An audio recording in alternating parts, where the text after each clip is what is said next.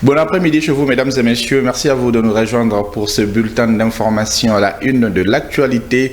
De coups de balle entendus le lundi matin à Kassénié, chef-lieu du groupement Moussindi, à environ 20 km au nord de Kirumba, le grand centre commercial du territoire des Lubero. Les rebelles voulaient quitter la route nationale et dévier par Mbingi, mais ils ont été butés à un important bouclier de FARDC et de Wazalendo. On fait le point avec Rachel Adassa Liwala.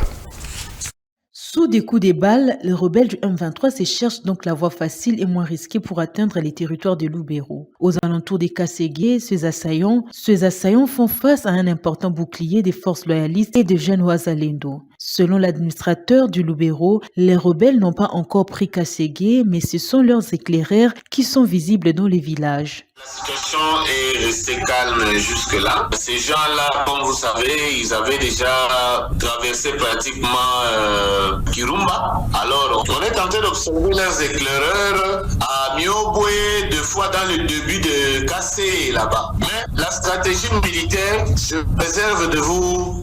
L'on signale également l'attaque d'un convoi humanitaire à Lubero. Selon l'administrateur, 5 véhicules de l'organisation humanitaire ont été incendiés par les jeunes inconnus la nuit des dimanches à ce lundi 1er juillet 2024 dans les territoires de Lubero. D'où l'appel à la population au calme tout en rassurant que le gouvernement et l'armée sont déterminés à barrer la route à ce rebelle. Et toujours dans ces chapitres, le service de sécurité ont présenté le lundi 1er juillet 2024 une trentaine de bandits, d'importantes quantités d'armes et d'effets militaires dans la ville de Goma. Parmi les bandits présentés par le maire à la presse figure un présumé co-auteur de l'assassinat de l'ambassadeur italien en 2021, Luca Attanasio. Suivant les commissaires supérieurs principaux, Capend Kaman Fosta. Le vendredi et le samedi, pour la ville de Goma, il y a eu braquage jusqu'à la proximité au bâtiment de la mairie. Ils ont cambriolé les maisons, les téléphones. Voici ceux qui ont fait le braquage qui a fait trembler la ville pendant la journée avec leurs armes. C'est vrai, la criminalité zéro n'existe pas, mais ils vont aussi nous trouver sur leur chemin parce que nous n'allons pas céder. Il suffisait seulement de 48 heures, avec un bon renseignement, nous avons ciblé et démantelé tout ce que vous voyez là. Les effets volés sont là, les armes, une dizaine d'armes qui devraient être au front. Il y a les déserteurs qui ont fui le front de Beni, le front de Kanyabayonga, que nous venons d'arrêter. Les militaires sont là et le fort Wazalendo. Et nous demandons à la population, comme toujours, de nous accompagner et de nous faire confiance. Quant à la justice, j'ai appelé l'auditeur de garnison qui m'envoie un magistrat et le PROREP. Nous demandons encore une fois de plus aux magistrats d'appliquer la loi dans sa rigueur. Et le moment tant attendu dans les procès sur la tentative de coup d'État du 19 mai dernier en République démocratique du Congo est arrivé. Après avoir vidé les questions relatives à la forme, le 1er juillet, le tribunal militaire de garnison de Kinshasa-Gombe a lancé l'instruction au fond de ce dossier. Répondant aux questions de juge, l'un des présumés à la personne de Youssouf Ezangi, présenté comme les recruteurs du mouvement New Zaïre, affirmait que Christian Malanga n'a pas été appréhendé vivant. Suivez.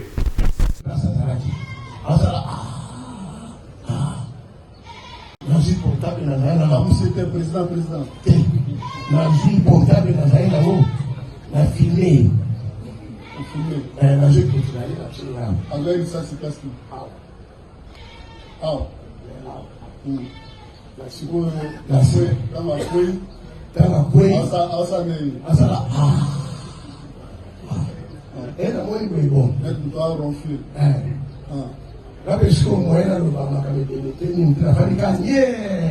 Nous avons les gestes de mon bon. Là, c'était juste la salle qui portable, la poche, la filée. Là, je continue, la tirer arme. La famille, nous avons soldats qui sont tombés dans le front. Nous avons continué à nous arme. La salle, on parle de soldats. La salle, on parle de parti politique. Ata parti politique azalaki quand même. Ça le cadre de la partie politique. Bon, oui.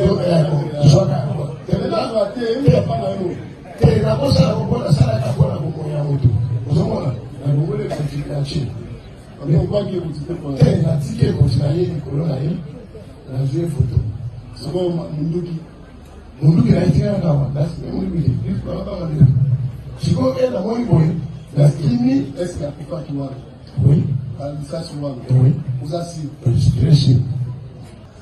Est-ce que vous confirmez? C'est faux. Nazaraki voilà. Et puis, elle a coupé la logique de sous la quota. Voilà, la logique de ça, de sous la quotité, de ça, il a forcé la quotité. La Kenya aussi, quand elle a l'année, voilà, elle était à la Kati, là, on a l'année, il va dans la petite, la pote-pote. Elle va gérer la zone. On a souillé, la qui va monter, la profiter, la information. Bon, en résumé, Youssouf Ezangue a fait savoir qu'il était témoin de la mort de Christian Malanga.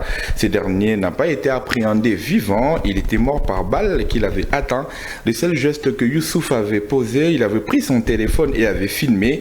Après la mort de Christian Malanga, il avait pris fuite. Mais quand les gardes républicains l'ont aperçu couvert de boue, ils ont crié sur lui qu'il n'était pas mort et qu'il fallait le garder parce qu'il avait les informations. Nous y reviendrons avec force et détails dans notre grande édition de 19h30. Et puis en sport, pour finir, reprise des entraînements pour le coach Papi Kimoto et Les Maniema Union en prévision de la nouvelle saison sportive 2024-2025. Le lundi 1er juillet au stade Tata Raphaël, 6 nouvelles recrues ont rejoint le jaune noir en préparation également pour la Ligue de champions africaine de la CAF. Le coach Papi Kimoto est revenu sur la nouvelle vision du club ainsi que les objectifs à atteindre pour cette nouvelle saison. Suivez. De commencer. Oui, on a recruté seulement ici au Congo.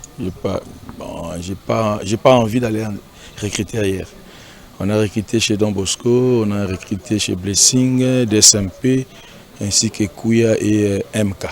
Voilà nos recrues. Pour l'instant, ils sont au nombre de 6. Exactement. Je prends un football joué par les Congolais et gagné aussi par les Congolais. Il faut faire confiance aux footballeurs congolais, il faut faire confiance aux main-d'œuvre. Donc nous, les entraîneurs congolais, on maîtrise aussi nos moyens et nos métiers. C'est pas parce que si vous avez le moyen, vous avez la possibilité de jouer la Ligue des Champions, la Coupe de la Confédération, il faut aller recruter ailleurs. Non, moi je suis d'abord un Congolais et je vais défendre la corporation congolaise et les joueurs congolais. On a déjà élaboré un plan de travail. D'aujourd'hui le 1er au 16 août ou au 18 août, où il y a les premiers tours. Voilà ce qui met fin à ces bulletins d'information. Merci à vous de nous avoir suivis et bonne suite des programmes sur VAR Pâturage Télévision.